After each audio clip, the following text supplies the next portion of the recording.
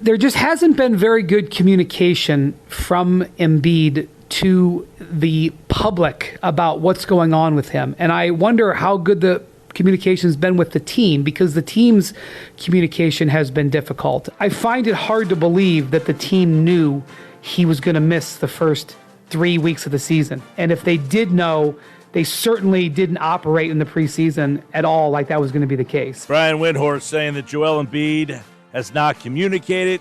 Did the team not know he would not be ready for the start of the season? Now he's suspended for 3 games. Somehow he hasn't played. He's been suspended and has a technical foul. What a bizarre start to the season.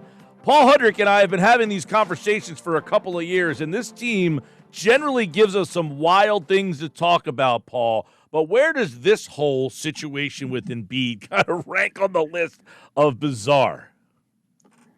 I don't think it's even that high. Strange enough. I mean, when you're talking about, what happened with Brian Colangelo and the burner accounts, and you're talking about Markelle Fultz and that injury and him forgetting how to shoot. I mean, there's a lot, Mike. So, I mean, I'm not even sure it's like top 5, but it is. It's weird. It's weird.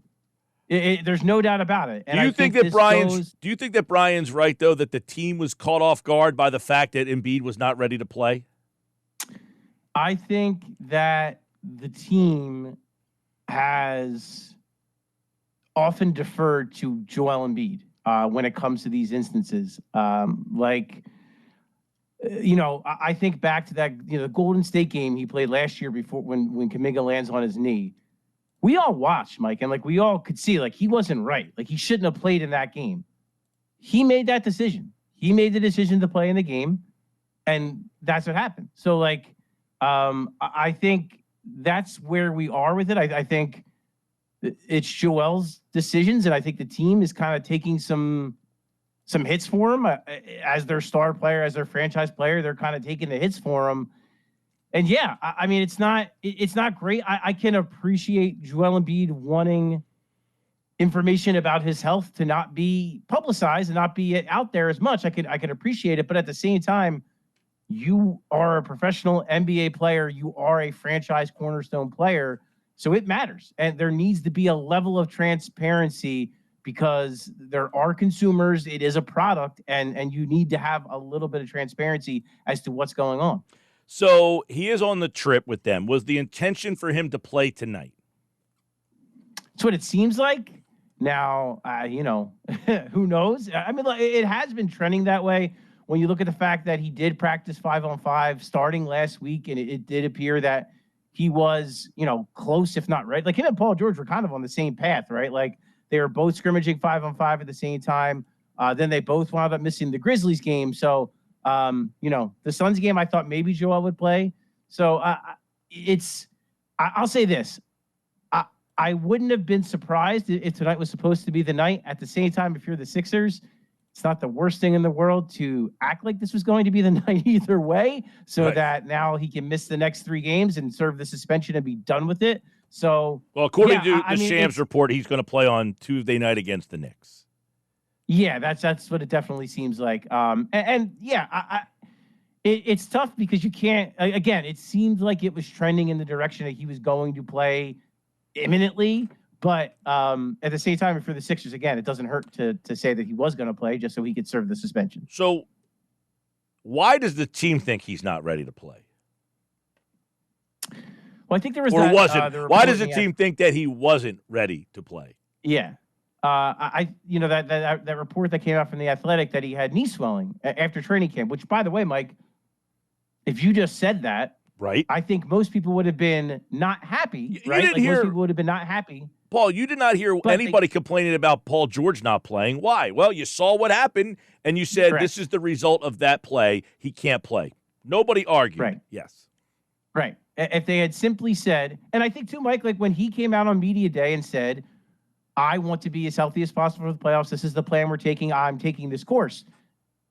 I don't think there was anyone, I shouldn't say anyone because there's outliers, but I think most fans thought, great. Yeah, but you just said something, though. You just said something that puts up your ears. You said, this is the plan we're taking, as if the team was on board and putting the plan together with him, as opposed to him saying, I'm not ready to play, so therefore I'm not going to play. But I think what I'm saying is like on media day, I think everyone was on the same page. And then I think, training camp happens and he's got swelling in his knee. And again, that's just going back to the transparency thing. If you simply just come out and say that, right? Hey, Joel's got swelling in his knee, I think most people would say, okay, well, you know what? Let's not push it. It's the beginning of the season. And again, people would have been pissed off. They would have not been happy that he missed the first few games of the season, but they would have understood.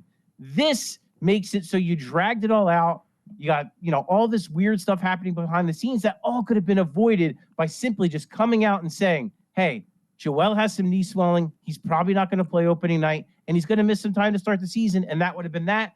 This is, I believe that it's probably Joel's decision to keep things like this, but at some point, someone's got to step in and just educate people, let the fans, let the media know, so that, we can do our jobs and so fans can act accordingly. Paul Hudrick, Liberty Ballers with us, Sixers Clippers tonight.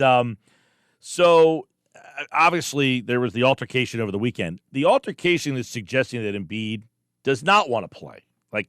And then he responds by saying, I've done too much to say that.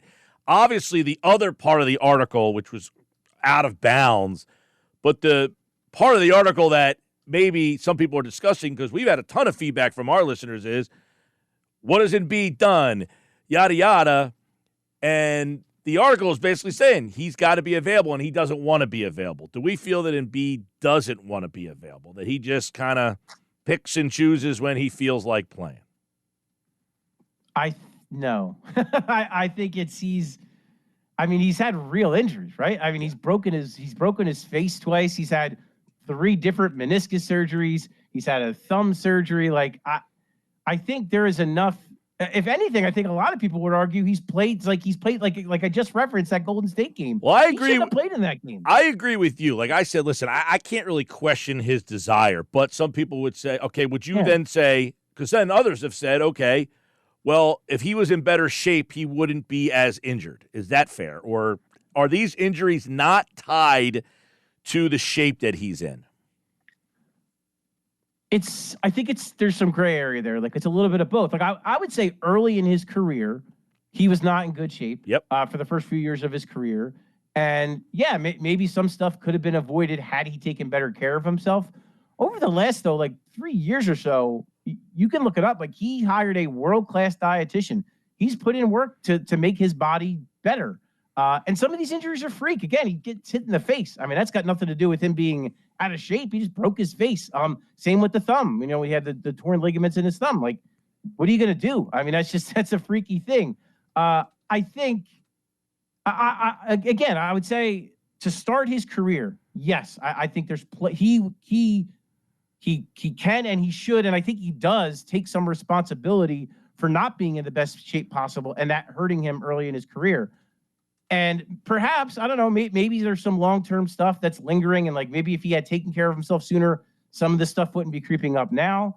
I'll end with the answer with this, in that when we've watched him at practice, when we've seen him, he looks terrific right now. Like I would say he looks as fit as he has since he was a rookie. Like he looks that good right now. And I think part of it to that point is,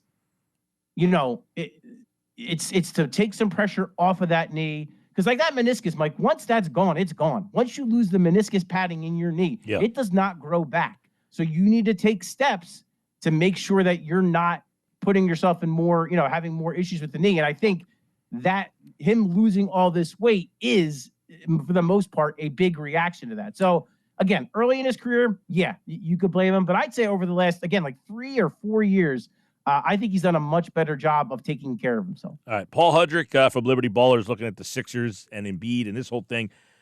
Any concern or thoughts that the way this has been handled, that Embiid is going to, I don't know, have any discourse or lack of trust or camaraderie with the organization? With the organization, no, because I think they've taken a lot of heat for him over the years. When it comes to mind when he came back from the meniscus injury last year, right? And if you recall, he was ruled out against Oklahoma City at first. And then at like 5:00 the day of the game, he got changed to questionable. So when that happens, the Sixers get fined for that. And so think of all the times he's done stuff like that throughout his career. Every single time he's done that, the Sixers get a slap on the wrist from the league. And like all these little, and like even like the way they portrayed the injury last year, right? Like a procedure, all those little things. The Sixers have gone along, and look, I'm not saying the Sixers are necessarily even in the wrong for doing it, but they've gone along with his wishes because he is their star player, because there is their franchise player. And people can feel free to disagree and say, no, like someone should have stepped in and been, whatever, the quote unquote adult in the room and told them, no, like this is how we have to do things. But I'm telling you that I think that's the deal. So I can't imagine a situation where. Well, how about the way they handled the thing with Marcus? Well, Mike, they had to do it that way because. Oh, I know. I'm not saying they handled. Yeah. I'm just wondering, like, does he say? Yeah. You didn't take my side. You apologize to the guy. I mean, what the heck here? Or is this water under the bridge? We all made mistakes, and it's time to move on. If the Sixers did anything but apologize, there would have been so many ramifications, right? There could have been legal action, first and foremost. I've heard nothing that there's going to be, but that's one thing. So the Sixers had to do that too. The second thing, the Inquirer, it's the paper of record in the city of Philadelphia. To kind of deny that, to not apologize and not make things right with them, that could lead to some nasty stuff down the road. I'm not saying that anyone, had that intention, but I'm just saying like that.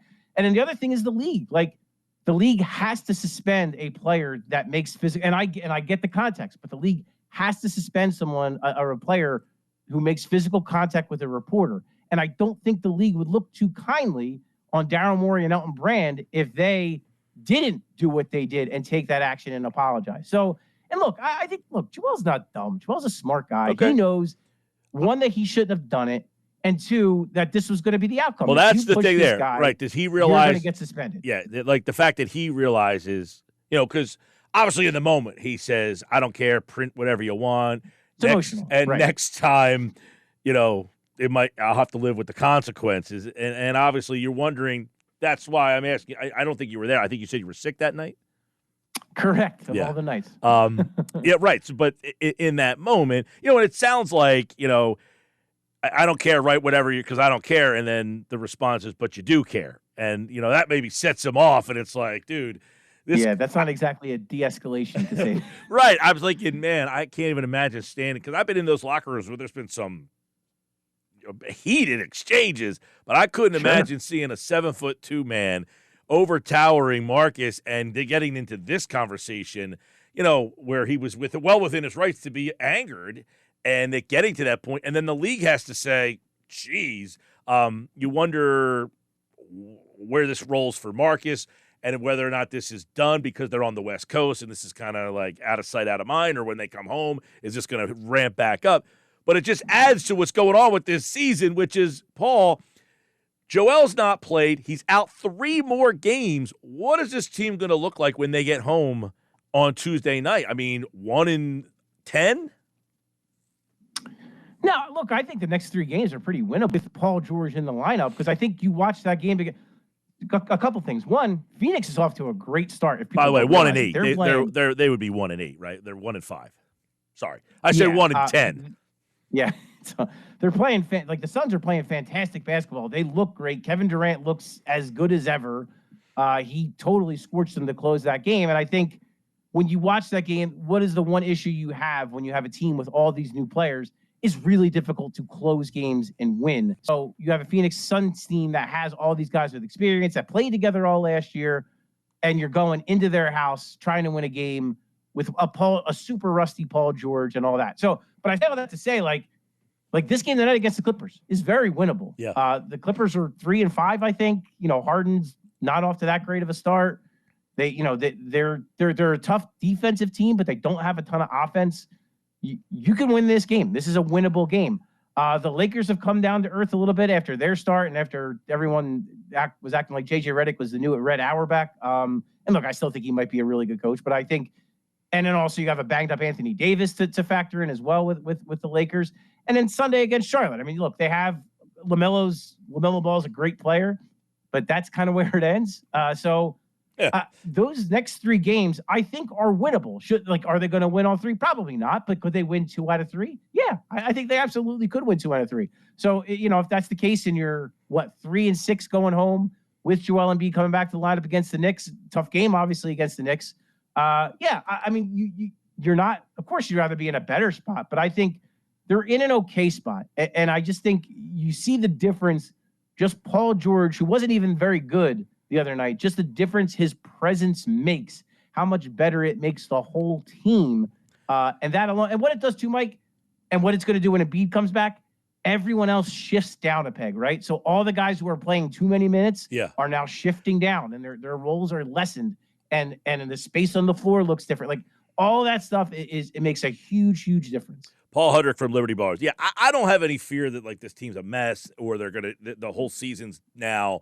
It's not like Milwaukee, who does have Giannis playing, and they're a mess. The Sixers are not very good, but they're getting the beat. But one of my worries is, and I want to get your take on this because you've been to the games and seen and probably been watching a lot closer, is, Embiid, when he plays, they're 31-8 last year, best record in the NBA, 17-32 without him. They bring in Andre Drummond, that was supposed to be finally that guy.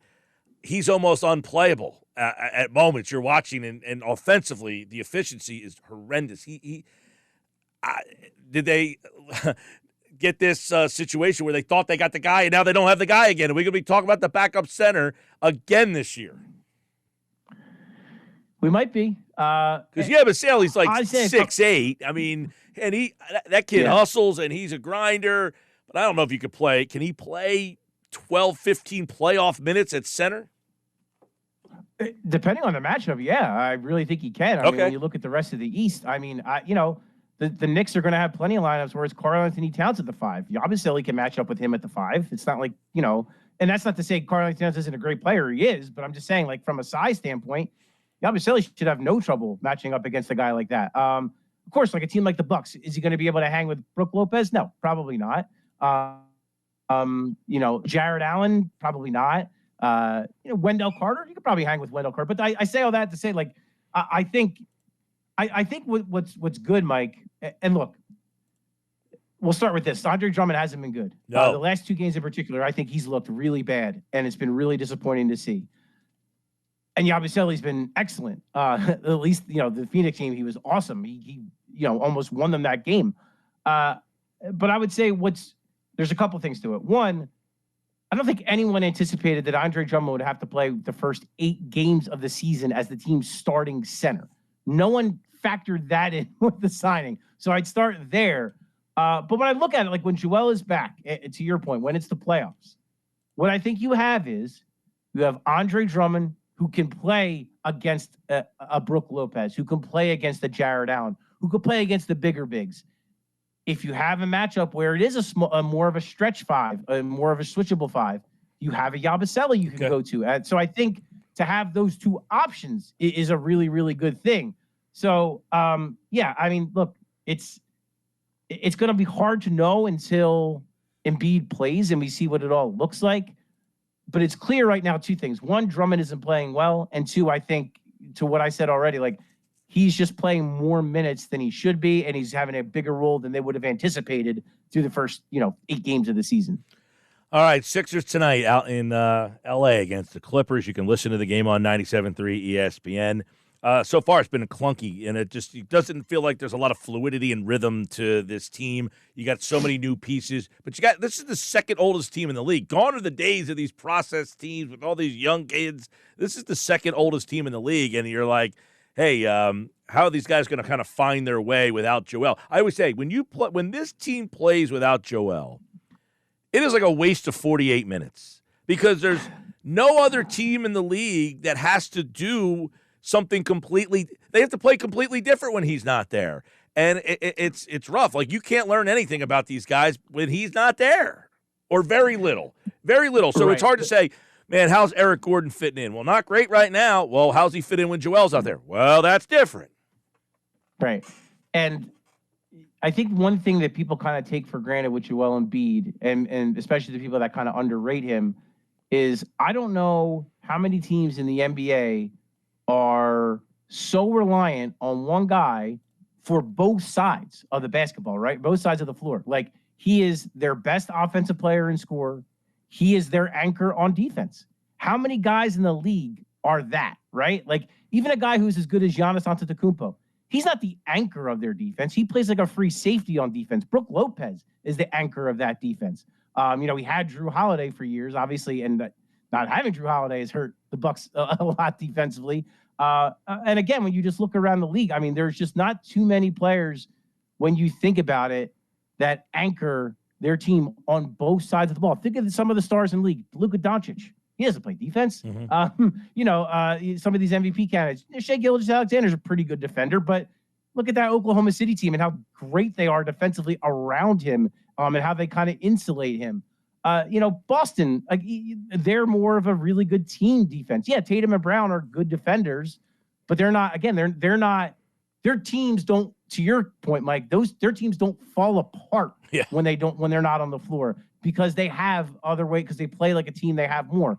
With the Sixers, if Joel Embiid isn't there, it ruins their offensive game plan. It ruins their defensive game plan. I will say the one thing you talked about, judging it how it looks. It did not look bad with Paul George in the lineup against a really good Suns team. So I think it's going to look better with Paul George playing when Embiid is not, and especially when Paul George looks a little bit more like Paul George. All right, tonight, Paul George at L.A. for the first time since he signed with the Sixers. His second game. You can listen to it on 97.3 ESPN. Joel Embiid should be back on Tuesday against the Knicks. That is an NBA Cup game, whatever the hell that means. Paul Hudrick, Liberty Ballers. Good to see you, buddy. You too, Mike. Take care, man. Paul Hudrick, of course, on the Sixers here on the Sports Bash.